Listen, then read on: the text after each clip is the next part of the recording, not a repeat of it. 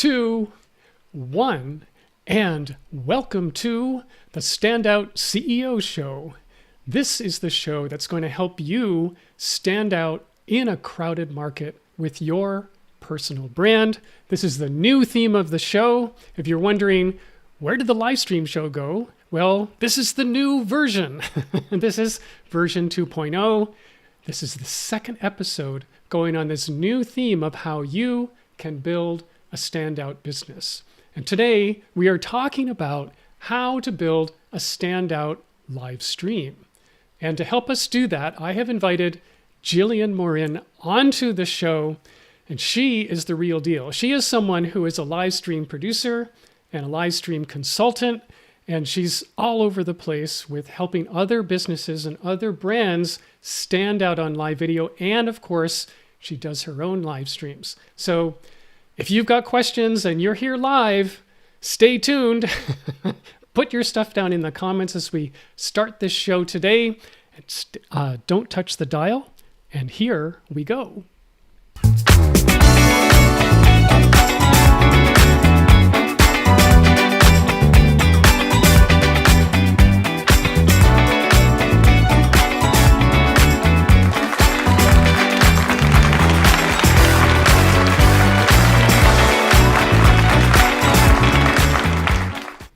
All right, they're cheering for you, Jillian. Welcome to the show. Yeah, thank you. I'm so happy to be here. I love that countdown music, the little intro music.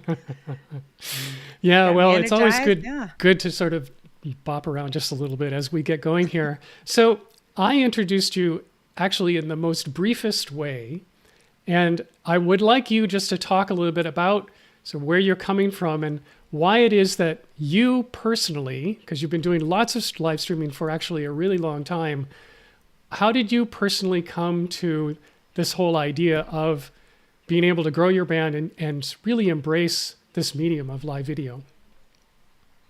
So I come from an education background. I was a high school ESL and biology teacher for 11 years, and I absolutely loved it. I really loved being able to communicate in lots of different ways. When you're a teacher, you've got a whole bunch of different students out there, and some of them learn in lots of different ways, and I felt like I could fully be myself in the classroom.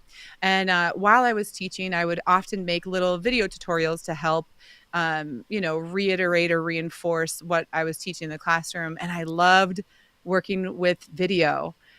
When things right before the pandemic, I started doing some live streaming. It was more of a hobby, if I'm being honest. At that time, it was more like, hey, I want to connect with people. I'm a natural extrovert.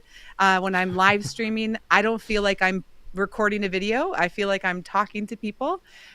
So I started to get into it and dabble in it a little bit. But then when the pandemic hit, I really learned as much as I could because I knew I had these great cameras. I had all these interests and some of these technology skills, but I wanted to implement them so that as I was home, I could really communicate with people in an engaging way. And being able to live stream through different platforms like Ecamm Live, or there's many other options there, but to be able to see people's comments, integrate them into a show, and really fully communicate and connect with people was just something I personally loved. And then it transformed into a skill I could offer different companies. So I was able to pick up some business deals and some live producing and remote producing. And it's just live streaming has really transformed my life in a lot of ways. And it's been a really easy fit in terms of my outgoing personality and my desire to make things as easy and fun and engaging when you're learning or when you're trying to get a new skill. So, yeah. Yeah, you've got a fan here. She says, Oh, James is saying, James Hick. Jill's the real deal. Oh, that's so great. And if there's anyone else is Mr. watching, Hick. you want to shower Jill with your praise, we're ready. I hate it. It's just too much. Yeah, so you mentioned the pandemic, and Yeah. so many of us have had to pivot in the pandemic.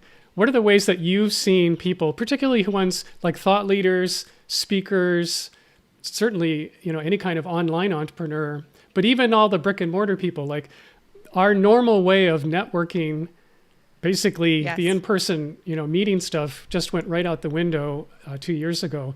So what are the ways that you've seen those things being replaced with live streaming? So certainly a lot of events and organizations like churches or schools wanting to still facilitate people not being able to be there in person, but still wanting to say, hey, life is still moving on. We're still doing these great things. And so to be able to have people be there without being there, whether that's streaming to YouTube or other platforms, or even just Zoom. I mean, if you think about a Zoom call, that's a live stream. And so to be able to communicate live in person in real time, and whether you're doing like a ceremony, even graduation, to be able to facilitate some of those events that people could not physically be there for due to health concerns or just distance, and then to open up that door and say, you can be with me here right now. You're not missing out. So I guess addressing people's FOMO, right? Fear of missing out. Live streaming is a wonderful tool for that. But also there have been some really innovative uses of live streaming, not just for filling the need of you can't be there in person, but to be able to, like James Hicks here, he's in the comments. I feel like I know him. I mean, I've met him in real life, in person, one time.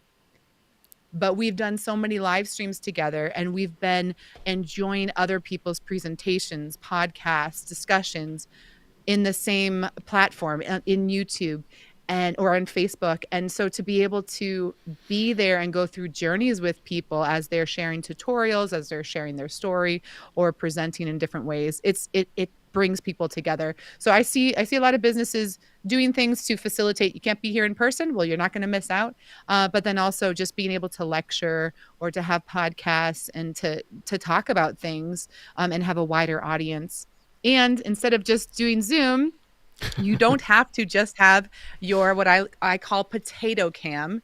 And what I mean by that is my built-in webcam on my laptop. I think it makes me look like a potato because I open it up and it's this terrible view. And so I'm like, I know that I can make this presentation look much better than simply potato cam. So for those of you, and I mean, I'm in contact with a number of different CEOs of big corporations and just doing some consulting on the side saying, hey, you know what? I saw you were featured in this newscast. I'd love to give you a short list of items that you can buy today. That's an easy lift that you can just plug in, and you're going to instantly up your credibility because you're going to sound better. You're going to look better. And then if you really want to go to the next level, I can either produce this for you with all my equipment, or you can even, there's so many different levels. But in this world of a lot of virtual calls to stand out, and that's what you're doing here through your podcast, to be able to stand out from just using potato cam is great. And it doesn't need to be a huge lift or necessarily a huge investment. Yeah, there's certainly lots of ways that people can. I have a training that I call Groom Your Zoom.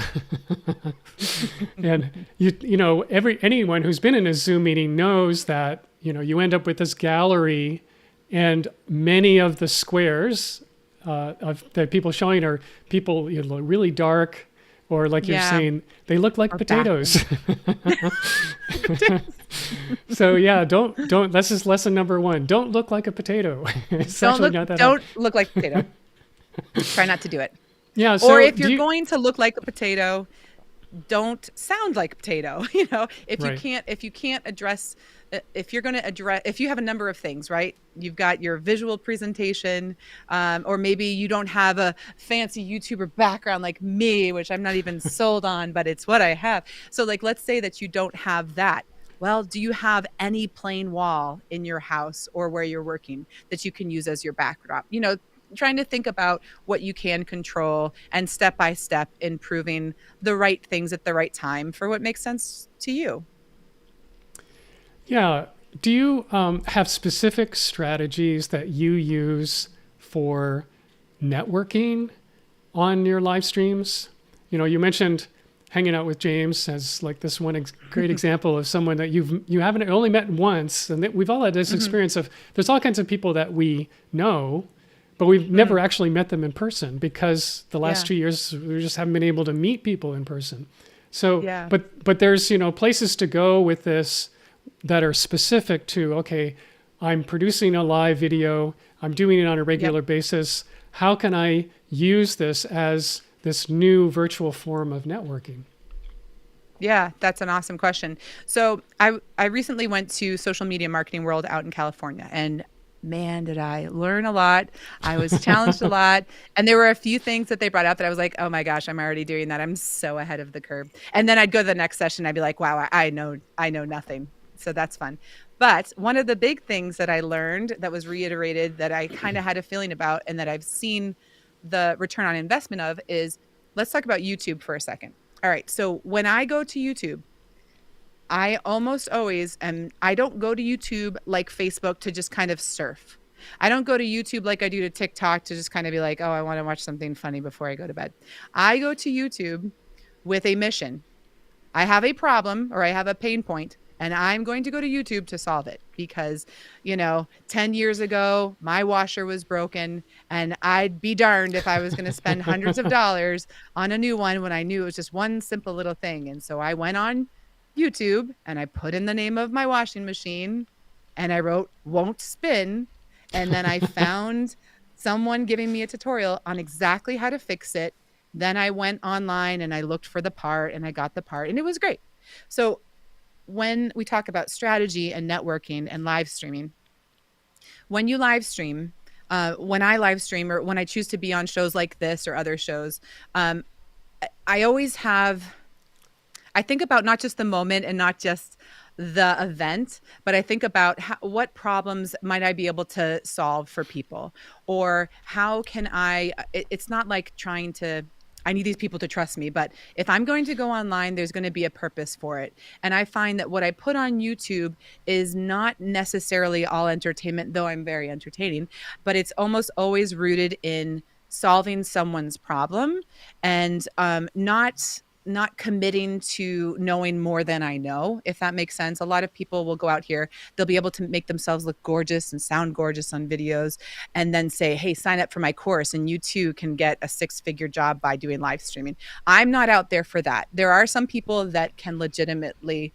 follow through on that. But for me, when I'm producing something on YouTube, I'm strategic about how I market it, especially if it's something that I'm hosting. I make sure that I send out emails. I've got my email list. I say, hey, I'm going to be live here. I use my social media. But when the stuff that I'm putting on YouTube, the content that I'm personally putting on YouTube leads to genuine connections from people whose problems I'm solving, and then I find that transfers over into LinkedIn. And one of the smallest investments that I've done to improve my networking and my professionalism on LinkedIn have been investing in decent headshots. So there's lots of different strategies, but with live video, it commands an attention. It allows a conversation, and it leads to other content. So like you and I are talking today and we're doing a podcast, a video podcast that'll then be an audio podcast. And now that's something that I can talk about and say, this is what I get out of podcasts. And it all just kind of points to different things. So I wouldn't do a random thing a one-off that's not going to lead back to the services that I can provide, the problems I could solve, or the entertainment that I can give, if that makes sense. Yeah, I really like that. I mean, one of the things that I see with live video that a lot of people are starting to do more and more now, although not as many as you would think, is they're taking a lot of cues from the podcasting world in terms of, live video is very, it's in the moment. You can have real conversations with people, but people are putting on what would be called a show. Like there's an entertainment value to going live. And when you format it, as a show, and you're showing up consistently, you're showing up, like here this time, like this show goes live every Thursday at 3 p.m. Eastern time. Yeah. And so people can, the audience can respond as in, okay, this is actually an event. It's not just education, it's an event. And I can, if I want to be there live, if I want to interact with whoever's there, if I want to see Jillian, who's the real deal, and be able to ask her questions live. I can show up at this time and do that.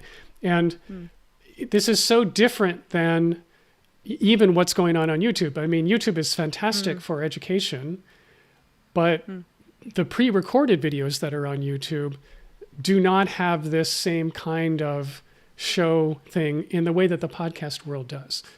Podcast listeners know that this podcast drops every Tuesday and it's going to come on your phone and they're expecting it. And the people who have, podcast followings that are fairly large, if they miss a Tuesday, they'll get people, DMing them saying, "Hey, what are you okay?" Like, what happened? There's a culture and a community that I think exists there that is now starting to transfer to live streaming videos. I totally agree. And there's also this level of intimacy and authenticity that happens. Like, you and I are having a conversation. You're giving me time to share what I'd like. You're sharing what you'd like, but there's back and forth. There's active listening, and anyone can kind of jump into that and add to it or take from it. But there's this, it's not so pre-packaged, and yes, it's planned. Yes, it's thought out. Yes, it's intentional. And like you said, you're showing up at the consistent time. But there's also this vulnerability and there's a level of intimacy, because as much as we are planned and prepped, who knows what we're going to say? Who in the world knows? And so that's exciting, because that's real life. And that's what happens in our relationships. And I really enjoy that about the podcast that I listen to, or the video podcast that I watch, because I feel like, who knows, if I'm watching and I'm in the chat and I say, "Hey, great job," or "That's really important," and then they put it on the screen and they interact with it, I'm part of that show. And I feel like the streams that I consistently show up for have that integration. If you're live streaming video, if it's not to enable people to be there, like a concert, like, you can't be here, so we're going to stream it and then you can be here. That's one thing. But a live podcast like this is the conversation between you and me, but then also the openness to communicate with those that are showing up, that are adding to the conversation, that are saying how amazing I am, and that's amazing. But there's that spontaneity that I really, really love, and I really respond to as a viewer and then as a producer. Let's take a minute and jump to the other side of the fence and give me your suggestions around what should people avoid doing. Like, people are going, "Okay, I'm sold. I want to go live." Yeah. Or I've been going live and I'm just starting out. What are the things to look out for? What's the minefield that I want to not step on? What are the mistakes that you see people making that you could help them not do? Sure. So some technical mistakes, if you're doing a consistent show, or if you're producing a show on behalf of an organization, or you have like kind of a financial investment and there's an expectation for this level of show, I think having redundancies is extremely important. So making sure you know your tech and you're comfortable with your tech and your setup and everything like that. Having a backup to a backup. If this camera dies, I have another backup that's already ready to go. And same with the microphone. And so if you're hired for live streaming, just knowing that you have a backup for anything that could go wrong is really important, because it gives you that security that, like, hey, should something go wrong, it'll just take a second. I'm all set.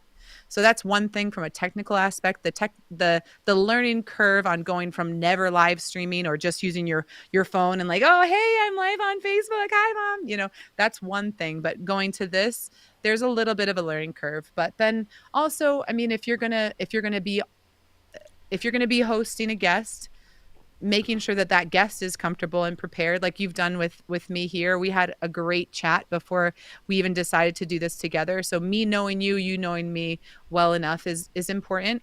And then depending on what your topic is, having some rules and making sure, we're not going to go there. And just because someone writes something in the chat doesn't mean you need to integrate it into the show if it's going to take you down a rabbit hole that is either totally off topic or maybe not appropriate.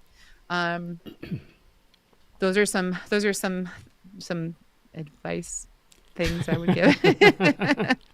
Well, you're getting more praise from the audience here. Oh, Steve Worthy. So even though I'm from Boston, Steve's from New York. I don't have my Red Sox hat. To be honest, he even knows I don't even really cheer for sports. I just go my favorite sports team. Go. Right, for sure. All right, so let's talk about the production side, and because you do actually quite a bit of producing for your clients, how do you help them basically avoid learning all the tech to do this? Because this is a big hang up. People, no matter how outgoing they are, no matter how sold they are on the idea of doing a live video or doing a live series, most people in business really don't want to become the technician or the engineer or the audio producer or any of that stuff. They don't want to learn that at all. They just want to be the talent. So yes, how do you keep them, looking good and sounding good without them freaking out? Yeah, that is a great question.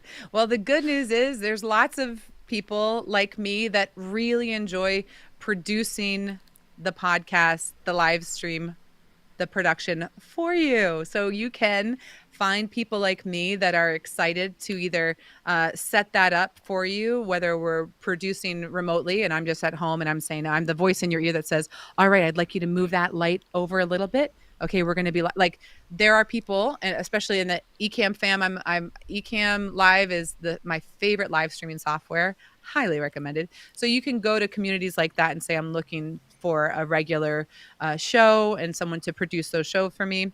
But then, so for me, I do a regular stream for an economic development corporation here, and it's great. I started doing some consulting with them, and then just some small social media production for them. And then I said, well, why don't we turn your newsletter into a video newsletter? And then I noticed how the executive director there was such a natural on the fly. And I said, Meredith, you need to do a live stream. You just absolutely need to do it. And it took a lot of convincing because she was like, well, all the same fears, right? Like, what happens if nobody watches? What do I do? Right. What happens if people are trying to bring up things that I don't want to talk about? How do I avoid that? And so she was a perfect candidate because she was the perfect talent. She's very knowledgeable. She's very comfortable in her own skin. And she knows how to say, you know what, I don't know the answer for that, but let's circle back. And she's also a great interviewee. So what I ended up doing is saying, listen, you've got this conference room. If we're going to do a regular live stream in here, if this is going to be a part of what you do as an economic development corporation, which is so innovative because I don't see any other economic development corporation doing what they're doing. But they restructured this room from a conference storage room into a permanent kind of studio. So they can do pre-recorded content there, but basically I can come in once a week or once every other week, walk in, turn on all the cameras that I've already got plugged into the computer, open up Ecamm Live, double check my scenes, get ready to go. And then I do the production, and then I can jump in. And when I see those questions and those comments that will really add to the conversation, I integrate them. And anything else just is there and doesn't, the host and the guests don't need to be distracted by that. I take care of all of that technology behind the scenes. Yeah, that's great. Well, one thing I'll just underline is this concept of turning your live stream into a newsletter is brilliant. And what I've found and have started practicing myself is when you're going live on LinkedIn, LinkedIn is so helpful as a platform to make this possible. I mean, they've got some great features that really support not only your live stream, but then if you turn it into audio, actually supporting the podcast version of your stream. And just last month, I learned that when you create a LinkedIn newsletter, you can put you have to go onto Spotify. Like I turn every episode. This episode will become an audio podcast and it'll be out sometime next week. And it'll be just part of the weekly series that goes out on the podcast. And when that comes out, I take the Spotify episode, the episode that you can find on Spotify, the URL, and you can simply drop it in as a link into your LinkedIn newsletter, and the Spotify player gets embedded right there. Yes. And will play on that page on your newsletter. So when, like, I didn't have a newsletter up until a month ago, and I heard about this feature and I said, oh, okay, I'll try it.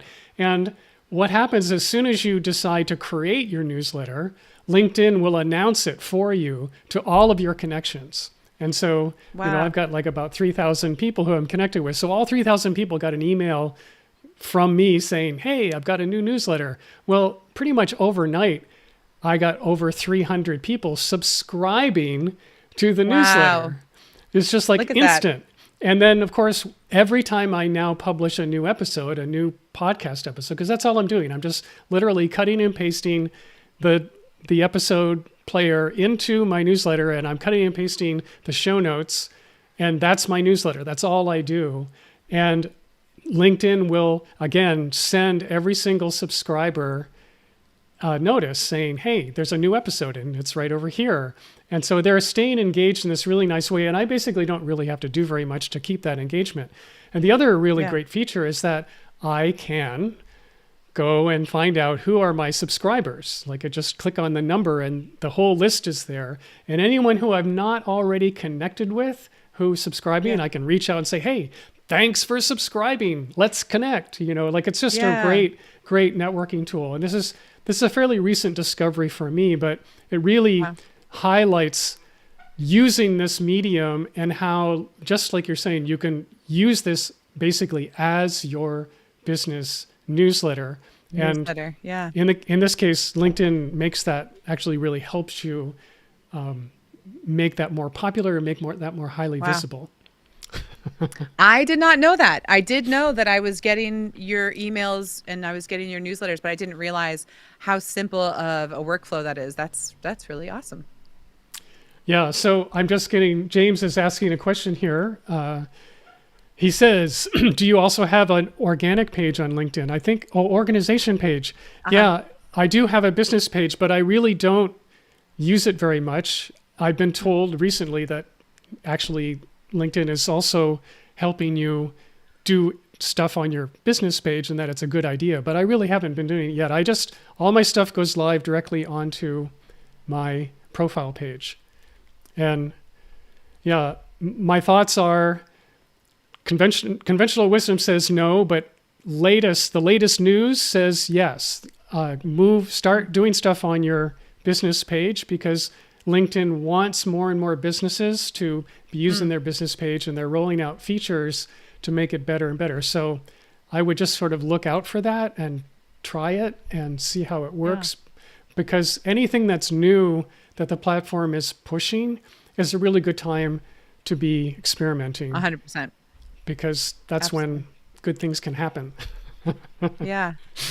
In terms of you're motivating reach. me to look into those things as well. I don't think I've set up a LinkedIn business page for my business. It's been all Jill. Right. Okay. Well, the last thing that I'm going to ask you has to do with when you got started. If like this is sort of that standard question. If you were to go back in time and talk to yourself pre-live streaming, what would be that one piece of advice that you'd say to the earlier version of you that would be either encouragement or maybe something that you say, okay, this part that you really didn't like, don't worry about it.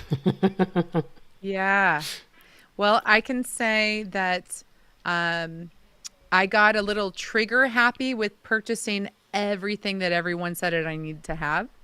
So there was some financial like, oh, did I really need to get that extra camera or that extra lens? But deeper than that, more important than all of those things, I wish that I had, from the beginning of this, been more consistent on my own projects and prioritize my own projects, as opposed to just jumping in on other projects, if that makes sense. Because I'm finding myself now, and it's good from a financial perspective. I'm doing a lot of paid work, right? I'm getting clients, and I'm able to do what I love, and for other people. But I do kind of like, oh, I wish I was doing more on my own YouTube channel, or I wish I had pulled the trigger and started that show that I'm going to start now this summer instead of December, you know? So there's some of that I wish I could have said, no, I'm going to make this priority, my own show, my own series, because it's not hard to keep things going once they get started. And that would probably apply to anything, right? Like going to the gym, like once you get there, you're like, oh my gosh, this is amazing. Why was it so hard to get here? But it's kind of hard to do self-care or to prioritize your own things when you're wired like me in terms of socially and connected. So I don't resent any of the work that I'm doing, but I do wish I had made my own website. I wish I had produced that earlier than December. I wish that I had continued my own series and prioritized myself and my projects that I love and that I know are going to be there for me in 5 years, whereas this client may or may not be. So I guess that's what my advice would be, besides not spending all the money on all the things. Yeah, I really, that resonates with me. I mean, just for anyone who's thinking about doing anything like this, I think the big message is don't wait. don't hold back. I mean, now's the time. You might be feeling like, oh, I missed it. Like the boat has already left the harbor, but it hasn't. And, No. Definitely I tell myself the same thing, 5 years ago, 8 years ago, why didn't I do more on YouTube? Why didn't I do more on LinkedIn? Like all these kinds of things. And yeah, those are lessons and that I tell myself, but it's certainly a communication to anyone out there who's looking at, yeah, I could do video. I have lots to share. I have lots of things that, my audience really wants and needs from me. And in spite of the voices in our heads that are, the same kind of thing as keeping you from the gym, you got to push through all that stuff and just start. It's true. Start today. It doesn't, you can do it. It's really possible. And the rewards are tremendous. Yeah. And it doesn't matter what you're passionate about. I'm not of the mindset that you need to create. I don't know that applies to everyone. And I think that can really hurt some people, or I think that might be dangerous to say, like, listen, you all need to be out there creating. Like, maybe that's not true for everyone, right? Not everybody lives out there online and wants to do that. But if you're passionate about something, like I have a cup, okay? Some people are passionate about tumblers. Let me tell you right now, there is an audience for that. So whatever it is that you could talk about passionately with energy and that a lot about, there is an audience for that. And I'm speaking as a mom, as a teacher, as an entertainer. There is an audience for everything. And as someone that scrolls way through TikTok way too much, the number of niches that there are endless. So if you have a passion to communicate something, but you think it's nerdy, or you think it's not that important, or you think 100 other people are already doing such a good job, well, you are unique and you have a unique voice and approach and life experience that is different from every other person that you know. So if that's holding you back at all, just like shake that off. You have something unique to share and you have an audience out there. Awesome. That's cool. I'm hearing the audience clapping virtually on that one. All right. Golden nugget. So with that, if people are listening to this, watching this, and they're thinking, Jillian is this person I would love to work with, what's the best way for them to hook up with you? So you can send me an email, info@creativecommunicators.com. Or you can connect with me here on LinkedIn. My name is Jillian Morin. Or you can find me on my website, creativecommunicators.com, and social media. I'm all over the place. But yes, my name is Jillian Morin, and I'm the founder, CEO of Creative Communicators, where we produce live streams, and we also help to do social media. And our newest thing, which has been so awesome and so rewarding, is collecting video testimonials for clients that need those testimonials but don't quite know how to get them from their clients. We take care of that. That's great. That's awesome. That's a really good service offering. Yeah. All right. Well, Jillian, I'll make sure that all of those URLs are in the show notes. And thank you so much for coming on today. This has been fantastic. Awesome. Thank you so much for having me. Great work. Awesome job. Love the rebranding. It's awesome. All right. And for those of you who are here at the end, I just want to remind you that if you want to go and binge the entire archive of the Standout CEO Show, you can find it at standoutceoshow.com. And every video and every podcast episode is there, going all the way back in time. And of course, the very best way to join us is to join us live every Tuesday and every Thursday at 3 p.m. Eastern Time. And until the next time, I will see you